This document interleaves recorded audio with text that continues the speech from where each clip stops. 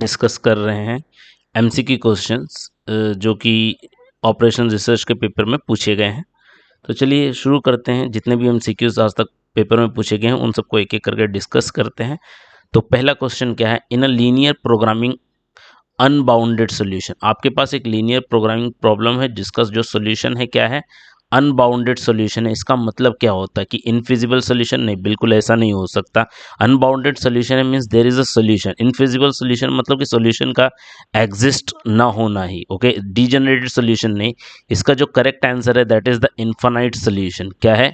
Infinite solution. तो जो unbounded solution होता है, अगर आप उसका लुक देखेंगे तो जैसे आपने देखा इस तरह से, अगर आपके पास दो लाइन है इस तरह से, इसका जो अनबाउंडेड सॉल्यूशन होता है कुछ इस तरह से होता है। तो यहाँ पर इन्फिनाइटली मेनी सॉल्यूशन हो जाते हैं। तो आपका जो करेक्ट आंसर होगा वो क्या हो जाएगा, इन्फिनाइट सॉल्यूशन अनबाउंडेड के केस में।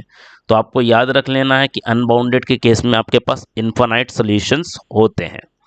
देन बात कर लेते हैं नेक्स्ट सेकंड क्वेश्चन जो पूछा गया है, m+n-1।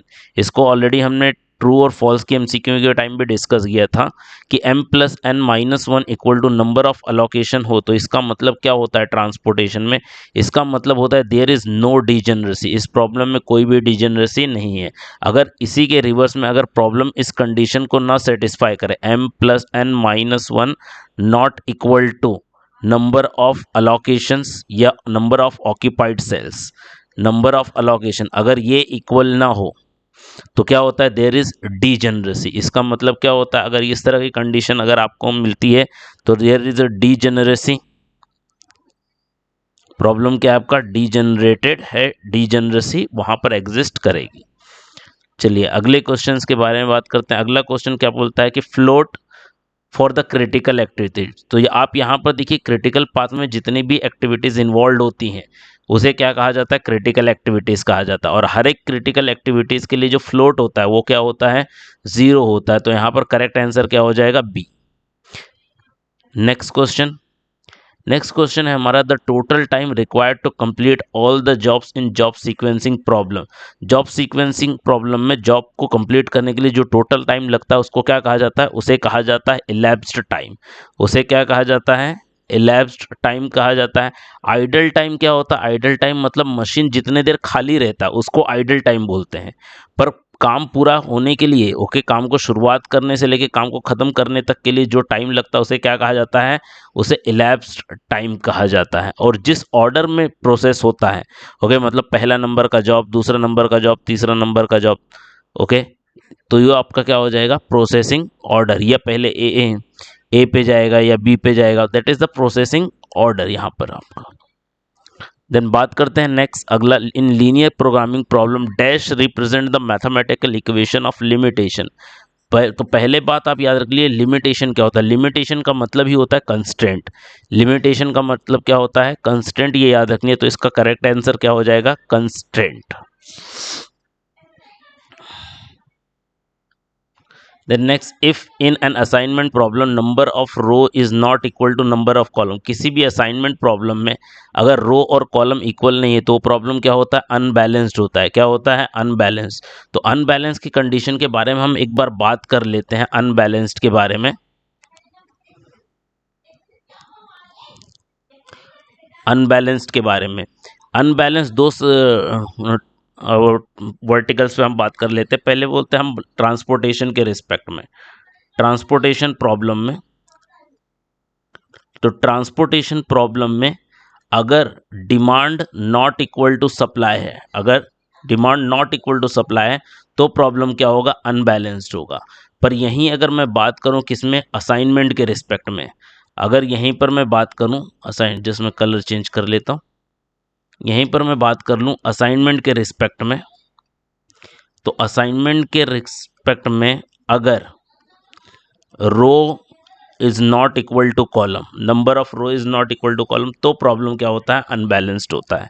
तो ये दोनों चीज़ें आप याद रख लीजिए। ट्रांसपोर्टेशन और असाइनमेंट पढ़ते टाइम बहुत ध्यान से पढ़ना है कि वो क्या पूछ रहा है, असाइनमेंट का पूछ रहा है अनबैलेंस कि ट्रांसपोर्टेशन का अनबैलेंस। अगर demand is not equal to supply है तो प्रॉब्लम क्या होता है, ट्रांसपोर्टेशन के केस में अनबैलेंस होता है। अगर number of row not equal to number of column है तो प्रॉब्लम असाइनमेंट के केस में अनबैलेंस्ड होता है।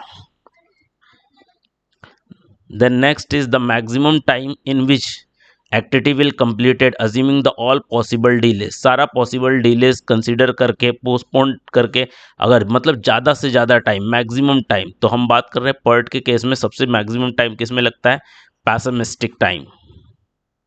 Then the various alternatives or course of actions available to each player in a game. एक गेम में हर एक प्लेयर के पास जो भी अल्टरनेटिव्स है या कोर्स ऑफ एक्शन है या जो चांसेस है या जो ऑप्शंस है उसको क्या बोलते हैं, ओके, उसे हम बोलते हैं स्ट्रैटेजीज. क्या बोलते हैं, स्ट्रैटेजीज. तो याद रखना है हर प्लेयर के पास जो भी अल्टरनेटिव्स होते हैं, कोर्स ऑफ एक्शंस होते हैं, उसे क्या कहा जाता है, स्ट्रैटेजीज कहा जाता है.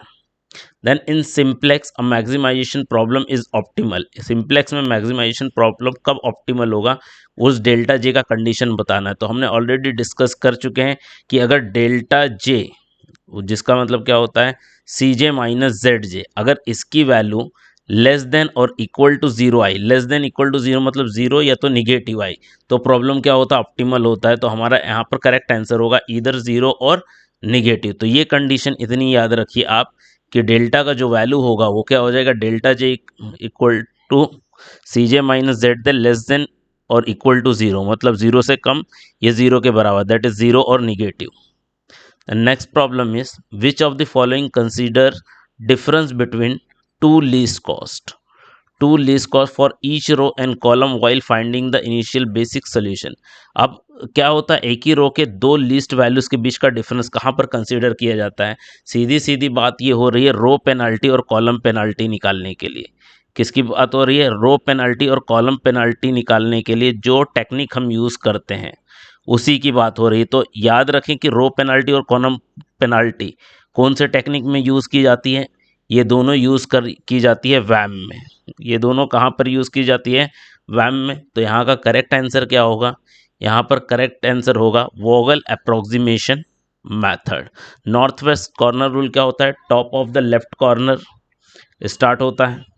Then least cost method, select the minimum number, minimum cost from the table. और यहाँ पर जो बात हो रहा है difference between the two least cost, okay, ये वर्ड याद रख लीजिए, difference between two least cost, okay. तो ये क्या होता है, रो पेनाल्टी की और कॉलम पेनाल्टी की डेफिनेशन की बात कर रहा है, और ये कहाँ पर एग्जीक्यूट करते हैं, हम वैम में एग्जीक्यूट करते हैं. इसलिए इसका करेक्ट आंसर क्या होगा, Vogel approximation method, that is C.